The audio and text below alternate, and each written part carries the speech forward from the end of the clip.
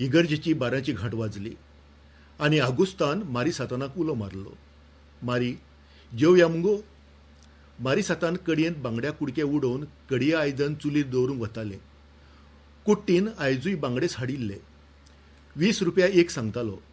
पूण मारी सातानान घासाघीस करून 50क 3 घेतले. बांगडे पळोवंक फडफडीत दिसताले, पूण तांकां आसूंक जाय तशी रूच नाशिल्ली. पूण नुस्त्या बगर उणी ताळ्या सकयल देवना म्हूण जे कितें कुट्टी हाडटालो तें ताका घेवचें पडटालें. कुट्टी सायकलीर पाटलो बांदून हातांत पोंक पोंक होर्न घेवन गांवभर पोंक पोंक करीत भोंवतालो. दारादारांनी वचून नुस्तें विकतालो. बरें, बाजारांत वचून जाय तसलें नुस्तें हाडपी म्हूण कोण आसा? आगुस्तान बाजार पळयल्यार कितले दीस जाल्ले आनी हे पिरायेर ताका बाजारांत धाडप म्हळ्यारूय भिरांतशी. खंय पडलो बिडलो जाल्यार मागीर ती विकती पिळा म्हणपाची. तसो आदीं तो बाजारांत एक पासय बी मारून येतालो. पासय मारून येतालो म्हणजे परस मारी सातानूच ताका वचून यो म्हणटाले.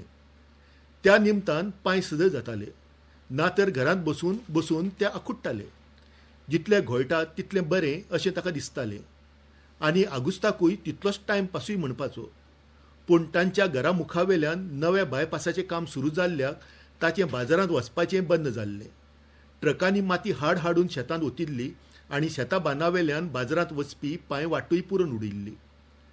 वाड्यावेले हेर लोक तशेंच वाट काडून वताले, पूण ते 1-2 मेळ्यार जातात. पूण चडशे लोक आपल्या घरांत गाडी वा स्कूटर मोटरसायकल आशिल्ल्यान कुसमणच्यान जामावले लागीं करताले. हेर लोक करतात तशें आगुस्त काय करूंक शकनाशिल्लो. पुराय जिवीत शेतांत सारिल्ल्या आगुस्तान सायकल लेगीत केन्ना चलोवंक नाशिल्ली. ताची 2 पांयाची गाडी त्या बांदावेल्या रेंवेंतल्यान जल्मासावन चलताली. आतां बायपासाक लागून ती वाट बंद जाल्ल्यान आनी नवो जावपी बायपासाचो अर्दकुट्टो वावर चालू आशिल्ल्यान रस्तो हुंपप ताका शक्य नाशिल्लें. देखून ताका घरांतूच बसून रावचें पडटालें. तशें मारी सातानान वचूं येतालें. न्हय म्हळ्यार तेंच सगळो बाजार करताले. पूण सप्तकांत एकदां जाय तें सगळें हाडून दवरलें म्हणटकच परतून परतून वचपाची गरजूय पडनाशिल्ली. प्रस्न आसतालो तो नुस्त्याचो, पूण ती गरज कुट्टी भागयतालो. कुट्टी हो आंध्राचो भुरगो. रस्त्याच्या कामाक म्हूण आयिल्लो, पूण आतां तें काम सोडून एक सायकल घेवन तो गांवभर भोंवून नुस्तें विकतालो. ताचें नुस्तें खपतालें बरें आनी खपचें ना कित्याक? गांवचे चडशे भुरगे दुबाय, पॅरीस, लंडन अशा शारांनी वचून जोडटाले. थोडे बोटीचेरूय गेल्ले. जांचीं लग्न जाल्लीं आनी जे पॅरीस, लंडनाक बी गेल्ले तांणी आपल्या बायलां भुरग्यांकूय थंय व्हेल्लीं. गल्फाक आनी बोटीर आशिल्ल्यांच्यो बायलो फ्लॅट घेवन पणजे, मडगांव बी शारांनी रावताल्यो. गांवांतलें शिकप घेतल्यार भुरगीं गांवठीच उरतलीं म्हूण तांकां शारांतल्या स्कुलांनी घालपाची शिटकावणी तांच्या घोवांनी तांकां दिल्ली. म्हणटकच गांवांत रावून सदांच बशीर भुरग्यांक सोडचे परस शारांनी फ्लॅट घेवन रावपूच बरें अशें चिंतून बरेचश्यो घरच्यो सुनो शारांनीच रावताल्यो. हे असले परिस्थितीक लागून गांवांत तसो तरणाट्याचो आंकडो उणोच आसतालो. जे कोण आशिल्ले ते सकाळीं कामा निमतान घरा भायर पडटाले ते बद्द सांजे वेळार घरा परतताले. म्हणटकच घरा कडेन नुस्तें वो हेर दिसपट्टे सामान हाडून दिवपी तशें उणेच आशिल्ले. तेच पासत घरांत आशिल्ल्या जाणट्यांक कुट्टीचो मोलाचो आदार जातालो. कुट्टी दारांत येताच म्हणटकच नुस्त्या खातीर बाजारांत वचपाची तशी कोणाक गरज पडनाशिल्ली. आतां कुट्टी कडेन नुस्त्याचे वेगवेगळे प्रकार नासताले. आसल्यारूय ते सकाळ फुडें खपताले आनी मागीर जें कितें उरता तें बाकीच्यांक घेवचें पडटालें. मारी सातानाच्या नशिबान 2-4 दीस बांगडेच पडिल्ले. त्या बांगड्या विशीं लोक भलते सलतेच उलयताले. कुट्टी जरी ते बांगडे आपूण मडगांव बाजारांतल्यान हाडटा अशें सांगतालो आनी बांगड्यांक लागिल्ली रेंव आनी तांबडी कल्ली दाखयतालो तरी ते बांगडे गोंयचे न्हय अशें लोक उलयताले. ते बांगडे खंय पयसुल्ल्यान केरळा, आंध्राच्यान बी ट्रक भरून येताले. ते जितेच उरचे म्हूण तांकां खंय कसलें तरी केमिकल घालताले. ताका लागून ते कितलेय दीस उरतात आनी पळयतकच ताजे फडफडीत दिसतात. पूण खातना मात तांकां गोंयच्या बांगड्याचो सुवाद खंयच लागना. बांगडे कडेन सोडटा सोडटा मारी सातानाक ती याद जाली. कसलें केमिकल घालतात काय हे लोक ह्या बांगड्यांक? फाटीं सांपोलांतल्या दुमगालो चेडो गल्फांतल्या वरांत सोंपिल्लो. ताची कूड काशेवांत पॅक करून गोंयांत धाडिल्ली. पूण वराक लागून ती बरोच काळ वाटेर आडखळून उरिल्ली. 15 दिसांनी ती गोंयांत पाविल्ली. पूण कूड सामकी जिवीत टटटटीत आशिल्ली. नदर घालपाक आनी दुमगाक पाचारपाक मारी सातान गेल्ले तेन्ना ताणें थंयच आयकल्लें कूड बरी उरपाक तिचेर कसलें तरी वखद शिपडायतात म्हूण. देवा तेंच काय वखद हें? मातयेच्या मायटेंतल्या उदकान बांगड्याचो निमाणो कुडको जंजळावन चुलेवेले कडेन सोडटना मारी सातानाचे तकलेन दुबाव रिगलो. त्या विचारांनी ताका बेठीच वीटशी आयली. पूण बांगड्यां बगर ताका दुसरो पर्याय नाशिल्लो. मारी जेवया मुंगो. आगुस्तान आवाज मोठो करीत मारी सातानाक सादयलें आनी तें भानार आयलें. राब रे मातसो, पोटाक कितें उज पेटला? उबी बाराय जाता थिंगा आहाय. कोडी तरी शिजोनी. चुलींत शिरपुटां घालीत मारी सातानान म्हळें आनी मागीर हात फाफडीत तें भायर घोवा लागीं आयलें. आगुस्त वॉल्तेरार बसून वताच्या रखरखांत भायर पळयतालो. आतां सराक ताचें काम तेंच जाल्लें. पुराय जीण ताची शेत कसपाक गेल्ली. ताणें आनी मारी सातानान सांगातानूच शेतांत कणगां वांयगीं रोयिल्लीं. पुराय गांवच्या आदारान आपल्या शेतांत खाणयांनी भात पिकयल्लें आनी हेरांच्या शेतांत वचून दोगांयनी तांकांय आदार केल्लो. पूण आपल्या भुरग्यांक मात तांणी आपले वरी शेतकामाक लावंक नाशिल्ले. आपणे खस्ती काडल्यात त्यो शिकप गांठीक नासलेल्यान. ते बगर दुसरो पर्याय नासलो अशें आगुस्त आनी मारी सातान मानताले. तेंच जिवीत आपल्या भुरग्यांच्या वाट्याक येवचें न्हय अशें दोगांकूय दिसतालें. तेच पासत तांणी आपल्या दोगांय भुरग्यांक बरें शिकोवन व्हड केल्ले. शिकिल्ले खंय वचना. शिकल्या उपरांतूय तांणी जाय जाल्यार मागीर शेत कसचें अशें दोगांयचेंय मत आसलें. पूण व्हडलो पूत शानू मॅट्रिके उपरांत पर्वरीच्या कॅटरिंग इन्स्टिट्यूटांत गेलो आनी डिप्लोमा मेळटकच रोखडोच बोटीर गेलो. उपरांत काजार जावन लंडनाक सेटल जाल्लो. ताणेंच आपल्या धाकट्या भावाकूय एसलीक मागीर लंडनाक व्हेल्लो. आपल्या जाणटेल्या माय पायक एकटी उडोवन दोगांय पुतांक इतले पयस वचपाचें नाशिल्लें.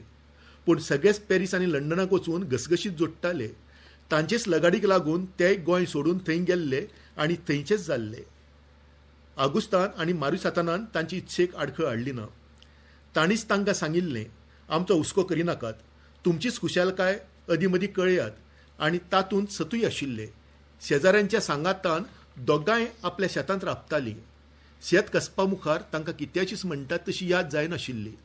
आपूण जिवी आसात म्हणसर पुर्वजांचें शेत जाता नज करून कसपाचें आनी सामकेंच नज तेन्ना सोडून दिवपाचें. तांचें शेतूय तशें ऐस पयस आशिल्लें. 20-25 खाणयो भात कोणेच व्हरूंक नाशिल्लें. ते भायर कणगां, वांयगीं, मुळो हांचें पीक घसघसून येतालें. पूण तांच्या ह्या सुखाक कोणाचीच नदर लागली देव जाणा. शेकानशेक पातळिल्ल्या तांच्या पिकाळ शेतांतल्यान बायपास व्हरपाचें थारलें आनी सरकारचे मनीस येवन तांणी जमीन मेजून शेताच्या मदेकात माती घालून रस्त्याचें कामूय सुरू केलें. आगुस्तान पुतांक लंडनच्यान आपोवन हाडले आनी तांणीच आपल्या पायक सांगलें, आतां गोंयची उदरगत नेटान जाता. ती जाय जाल्यार आमच्या सारक्या गोंयच्या लोकांनी त्याग करूंक जाय. आतां शेतां रोवपाक आमी खंय येतले? तेन्ना रस्तो जर वता जाल्यार वचूं दी. रस्त्याक गेल्ल्या जमनीचे दुडू मेळटले. आगुस्तान आनी मारी सातानान पुताचें आयकून घेतलें. आपल्या शेताचे 2 कुडके जातात तें पळोवन तांच्या काळजाक खाय जालें खरें. पूण शेत रोवपाकूच मनीस ना जाल्यार तें आसून उपेग कितें? 4 लोकांचें बरें जाता जाल्यार जावं. तातूंत एकूच खोशयेची गजाल म्हळ्यार शेताचे समान अशे 2 वांटे जाल्ले आनी मदलो जो पाट सरकाराक गेल्लो ताचे 2 लाख रुपया मेळिल्ले. पुतांनी लंडनाक वतना सांगिल्लें, आमकां त्या दुडवांची आस ना. तुमकां जाय तें करात. खायात पियात. जिवाक मारिनाकात. पूण गरीबकायेन जीण सारतल्या आगुस्त आनी मारीक मोठेपणाची हाव नाशिल्ली. सुनांनी घरांत गॅस, फ्रीज, टीव्ही बी हाडून दवरिल्लो. ताचो वापर लंडनाक साकून 8 दिसांक मुदासावांक येतात तेन्ना तीच करताली. मारी सातान आनी आगुस्ताक लांकडां उज्याचेर रांदिल्लें जेवण जेवल्या बगर अर्गती पडनाशिल्लें. बायपासाचे दुडू मेळिल्ले आनी ते आगुस्ताच्या नांवार बँकेन पडून आशिल्ले. पूत दुडू धाडटाले तांकांय हात लावपाची गरज पडनाशिल्ली. शेतांत पिकता तेंच तांकां जेवणा खाणाक पुरतालें. पूण आतां बायपास आयिल्ल्याक शेत कसपाची परिस्थिती उरूंक नाशिल्ली. आदीं जशे लोकूय एकामेकाच्या शेतांत आदारा खातीर वताले ते लोकूय आतां उरूंक नाशिल्ले. तरणे लोक एक तर नोकरेक ना तर देशा भायर चाकरेक. म्हणटकच थोडे कोण कर्नाटकांतल्या मानांक घेवन आपलीं शेतां कसताले. थोड्यांनी ती नजर जावन पडिंगूच उडयल्ली. आगुस्ताक तर गोंयचे मातयेंत भायलो लोक देविल्लोच नाका आशिल्लो. आपली जमीन कसतलो तो आपूण, ना जाल्यार उरनीत तशीच म्हणत तोय घरांत बसून आशिल्लो. खरें पळोवंक गेल्यार तांची पिरायूय आतां शेतांत देंवपाची उरूंक नाशिल्ली. उरिल्ले दीस घरांत बसून सारप इतलेंच तांच्या वाट्याक आयिल्लें. आगुस्ताक वॉल्तेरार बसून आपल्या शेताची नदर मारतना पळोवन मारी सातानाक कितेंशें जालें. त्याच शेतांत दोगांयनी मरसर कश्ट केल्ले. पूण त्या कश्टाचें केन्ना दुख्ख जावंक नाशिल्लें. पूण आतां तेंच शेत पडींग उरलां आनी कसपाक कोणूच ना तें पळोवन तांकां खंत भोगताली. आगुस्त वॉल्तेरार बसून तेंच चिंतता हें मारी सातान जाणा आशिल्लें. आडटा रे आगुस्त, कोणी जाली मिसता वास येयलो. आगुस्ताक जागयत मारीन म्हळें, जेवया गो, राव मातशें, म्हाका सांग गो, आमी ह्या शेताक कितें कोच्चें?